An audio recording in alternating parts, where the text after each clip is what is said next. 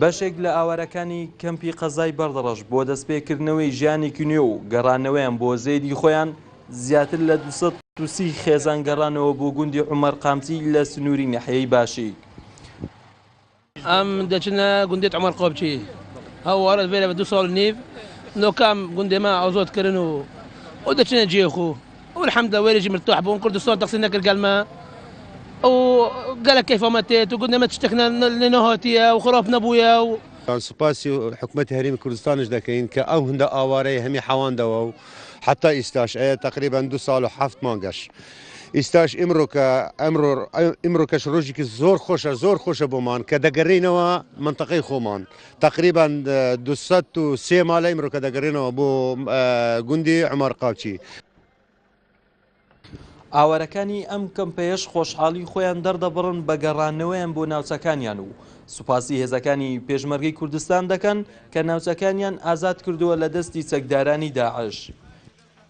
ئەو ئەڤڕۆکەم خۆشحاڵین ئەم دیڤڕۆکە زڤرنە گوندێ وەم سپۆسیۆ گەلەکە سپۆسیۆ گەرم هێزی پێشمەرگەی دەکەن گوندێ مەستۆندیە و ئەم خۆشحاڵین ئەم سپۆسی حکومەت هەرێمی کوردستانی دەکەین ئەڤڕۆکە ئەڤە 3 ساڵە ئەم حەواندینە. بەڕێوەبەری کەمپی بەردەڕەشیش بە کەناڵی بادینانساد ڕادەگەیەنێت. زۆربەی ئەو ناوچانەی ئێستا لە مینی چەکدارانی داعش پاکراونەوەتەوە و ڕۆژانە خێزانێکی زۆریش دەگەڕێنەوە سەر ماڵی حاڵی خۆیان.